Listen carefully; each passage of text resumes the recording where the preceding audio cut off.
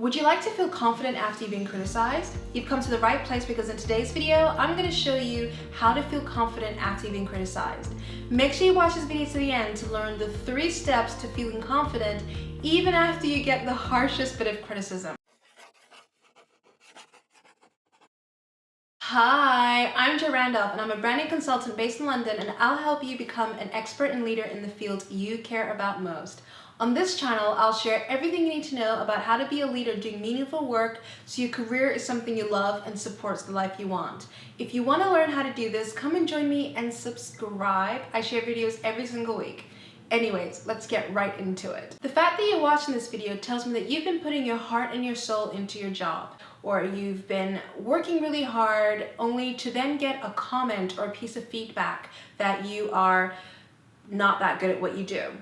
As someone that has created a YouTube channel and has created a blog and has put myself out there, I too have had my fair share of negative criticism. In this video, I'm going to show you how to feel confident despite what anyone says about you, whether it's to your face or not to your face and you hear about it some other way. Now, I know what makes it challenging is that when you get criticism, not only is it hurtful to hear someone tell you that you're not good at something, you also probably have thoughts in your head that you don't feel good enough. Maybe you worry that you aren't good enough. Maybe you worry that what you're doing isn't the best piece of work. Or maybe you get on the opposite end of the scale and you want to be right and you want to show people that you are the best. And when people imply that you're not the best or you're not that good or you're not right, then that also hurts your feelings. It also hurts your identity. Either way, getting criticism sucks. But you know what? There is a way to manage it so that you don't end up feeling sad, low, or in self-doubt when it happens. Now, to do this, you first need to avoid a common mistake I see people make. And that is you take criticism personally. The worst thing you can do for your confidence, for your self-esteem, is to take any bit of criticism personally. And the reason why I say this is because when you're doing your piece of work, yes, you're putting your heart and your soul into it, but what is being judged is your work itself. If you've had a manager that's judged it harshly, they are judging the work itself. Sometimes it can be a bit harsh because they're being judgmental, but other times they might actually be saying something that could actually really help you deliver a better piece of work. So try not to take it personally and try to separate yourself, who you are, your identity, from the feedback that you get about the work you do. Now, I know this sounds easier said than done, so I'm actually going to simplify this into 3 steps. 3 steps that will help you feel confident even when you've been criticized. The first step that you want to do is you want to identify the person's intention. When someone's giving you feedback, what is their intention? Are they coming from a place of love? Are they saying, thanks so much for doing this, thanks so much for creating this, however, I have this suggestion to make it better? Or are they being judgmental, not constructive, feedback that isn't helpful?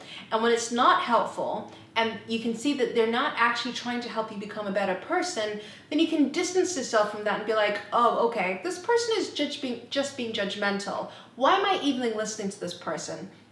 Which brings me on to the second point. If someone is being judgmental, it's that often they're being judgmental because they have had a bad day.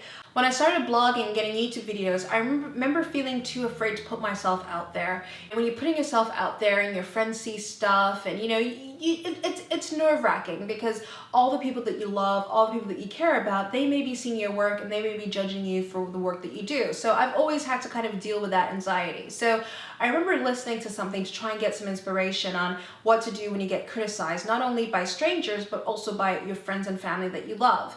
And there was one quote that I'll always remember for the rest of my life, which is that when someone has the need or feels the need to send you a harsh bit of criticism, out of nowhere, you haven't asked them for their opinion, but they for some reason send you an email saying that was so crap or that was so bad, and they have actually made the effort to do that, then you have to ask yourself, what is going on in their day for them to feel like they have to say this to you? What is going on in their day for them to even feel comfortable saying something so mean to someone else? And if you see it that way, then you'll see, okay, maybe it's not about me. Maybe this person just had a really bad day and they're taking it out on the world. I know someone who gave, I think it was Melissa Griffin, right? So Melissa Griffin, she said she's a business coach. She said that once she received an email from someone who said, "Hi Melissa, I really love your content, but I really hate your voice. Is there a way for you to create videos without using your voice?" And she was like, well, no. But she responded to the email saying, "Hey, thanks so much for sharing your feedback. It really means a lot to hear from you." And basically just saying, "I really hope you're okay, and I really hope your day's going well." The person ended up responding being like, "You know what? Thanks so much for being so kind in your response. I've actually been going through a really, really hard time, and hearing your response, just thank you so much." Now that wouldn't have been possible if Melissa had actually been so resistant to that feedback. But she instead gave love. And when you give love to someone who might be going through a difficult time, they'll actually appreciate it, because they'll actually feel like you care enough to not only listen to their opinion, but you care enough to actually be kind back.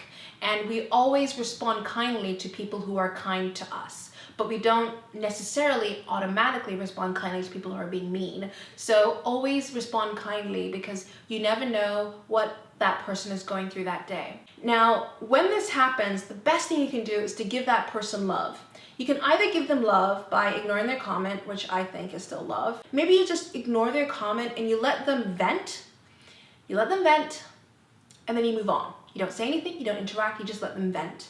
The other thing you can do is, if they've actually personally emailed you, which is something that I do sometimes, is I'll actually respond and say, "Thank you so much. Thanks so much for this feedback. It really means a lot." And that's it.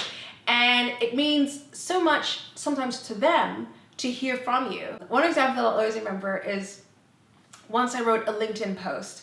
Now, LinkedIn is one of those platforms where I feel that everyone's super judgy on your spelling, on your posts. Everyone's so much more judgmental than on Instagram or Facebook. And I created this post, and someone sent me a message saying, "Hi Joy, I really wanted to share your video because it's so good. But I noticed that you had a spelling mistake in your description, and I do not want to share your post if it has a spelling mistake." And I remember laughing and looking at Ian being like, "Oh my God, this is so funny. Did she really email me about like one spelling mistake?" And I really didn't take it personally. In fact, I responded to her and I said, "Oh, thank you so much for letting me know. I totally missed it. I had no idea how I missed it. I've made the change to my description, and you can see it now, but thank you so much for letting me know." And she responded back saying, "Oh, thanks so much for taking those comments so graciously. Thanks so much for being so kind and so responsive. I've actually just shared your video, and don't worry, spelling mistakes, everybody makes spelling mistakes." And she said, and just to show you that I don't mind, she actually included a spelling mistake in her email back to me. So that was really, really a fun way of kind of diffusing a situation, which I could have otherwise taken personally and been hurt by it. Now, the next step, which is the final step, is to see where you can grow. It doesn't really matter if the person has a good intention or maybe they've had a bad day. The truth is, feedback is feedback. And what you want to do is you want to read through all the feedback you get and see how you can grow. There's actually a famous quote that I will always remember that I need to find. Oh, darn it. Ooh, no, I found it. Okay.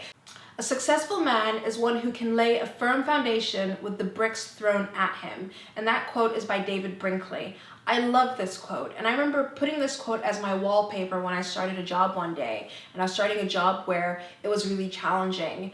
And the reason why I use this quote is because every feedback, positive or negative, everything that you hear you can use it to make yourself more successful, to make yourself more talented, and to make yourself better at what you do.